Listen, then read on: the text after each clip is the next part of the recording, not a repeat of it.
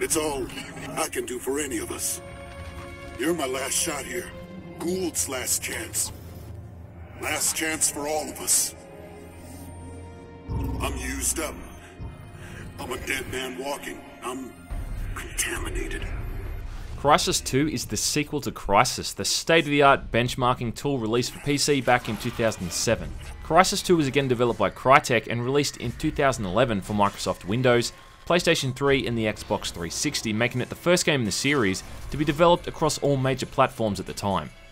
The plot is a continuation from the first game. Taking place in New York City, the Ceph have begun their attack on mankind, and all of Manhattan is affected by a virus that has thrown the area into lockdown, with martial law upheld by a PMC group called Cell. You take on the role of a Marine named Alcatraz, who is being deployed into the city to extract an important scientist, Nathan Gould, before the submarine you're in is destroyed by the Ceph. You're then saved by Prophet, one of the main characters from the prior games, who's been busy in Manhattan fighting the Ceph all this time. Prophet has been infected by the virus and gives Alcatraz his nanosuit, killing himself in the process. You are all I can do. They used to call me Prophet. Remember me. From there, with the nanosuit now assimilated with the player, you're continuing the mission to recover the scientist who can hopefully shed some light on how to defeat the Ceph. Now, Crysis 2 takes a lot of liberties with certain plot elements, trying to explain things like the real workings of the nanosuit, and it also throws a lot of different characters at the player, all who have often confusing and muddled motives.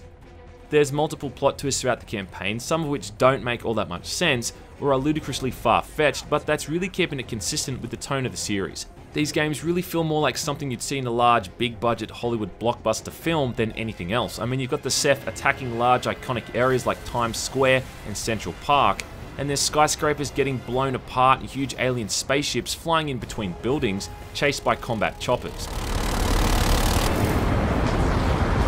Some of the initial chapters focus more on reconnaissance and taking on small groups of Cell soldiers, but then the last half of the game has you fighting alongside the military as the city is being evacuated. And you're in some humongous battles against overwhelming Ceph forces with some new enemy types that require some serious weaponry to put down.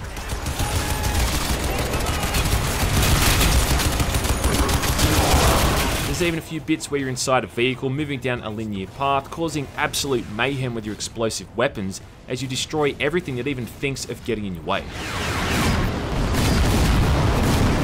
And like I said, it feels like a huge movie, something filmed on a budget of several $100 million and directed by someone like Michael Bay or J.J. Abrams. The soundtrack is composed by, among other people, Hans Zimmer, and it's just incredibly immersive and cinematic stuff that really takes it to a new level. Like the first game, Crysis 2 is really a visually stunning game, at least on PC anyway. Some of the set pieces just look phenomenal. There's so many minute details within these types of moments, from the particles in all of the effects through to the physics. It really is amazing to witness. And these types of things happen frequently in the campaign.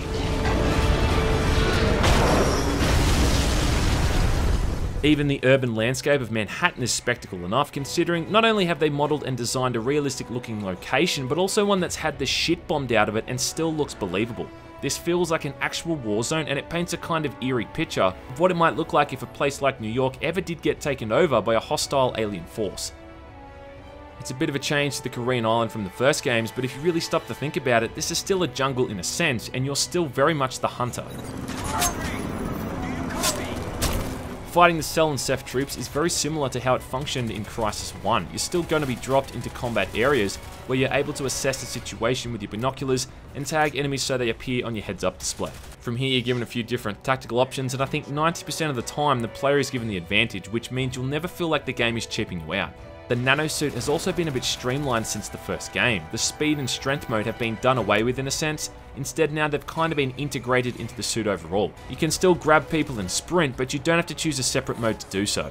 The suit basically really only has two primary modes, the armor and the cloak mode, and on the PC these modes are activated by pressing Q or E by default. Swapping in and out of these modes in combat is seamless, more so than it was in the first game even. This is also a game that functions a lot better on the higher difficulty modes. In fact, you really need to play this game on hard, if not the highest difficulty, to get the best experience. Simply because in combat, now you can survive more than a peppering of gunfire, and it actually feels a lot more challenging and satisfying. When you kill the Ceph enemies, they drop Nano Catalyst, which you can also use to upgrade your Nanosuit to increase the energy recharge rate or the amount of energy drained from certain functions, among other things. The only upgrade I think is essential is the one that improves the energy recharge rate for your Nanosuit, which means you can really move around the environment a lot quicker and it doesn't slow down the pace of the game. Overall, the gameplay and the shooting is great. You can customize your weapons as before to put on silencers, different scopes and so forth, and it just feels so much better now moving around the combat areas and smacking your enemies from every which way as they can barely keep up with you. Of course, if you're not up for fighting, you can often just cloak and avoid every single encounter if you really want to, but where's the fun in that? It is a lot simpler than Crysis 1, however, so be warned. I mean, your options aren't as open-ended. Often you've got maybe 2 or 3 options, whereas before you'd really had limitless ways. The environment is a lot less reactional as well. By that I mean you quite often don't feel like you're in an organic environment because everything is kind of nailed down to the game world. It can also be a bit casual at times, I have to admit that. I mean, it's really easy to just run up behind someone and take them down with a stealth kill, or even just pop out of cloak for a few seconds, cap them in the head, and then cloak again before anyone else even knows what the hell happened. I'm placing the kill order on indefinite hold. Confirm your understanding of this. When you get some of the suit upgrades for cloaking and energy conservation, you can really just bypass giant sections of the game that otherwise might have taken you 10 or 15 minutes to get through if you opted for combat instead. This isn't really a bad thing, but it does seem that they overlooked how easy the game can be with the cloak mode. Crysis 2 is about standard length for a modern FPS game, so you're looking at about an 8 to 10 hour campaign, depending on what type of gameplay style you end up taking.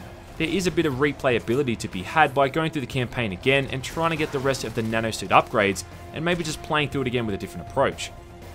If you're into the story, then you will get a lot out of this, I guess, but it's not going to reinvent the wheel, and it doesn't quite shock and awe the player with its open-ended gameplay or visual flair, even anywhere near what it did with the original game. Like I said, it's really one of those Hollywood blockbuster films in game form, and just like after seeing a film like Transformers or The Avengers, you know, you finish your popcorn, you leave the theater and you tell your friend, yeah, that was pretty good, and then you all just kind of get on with your life.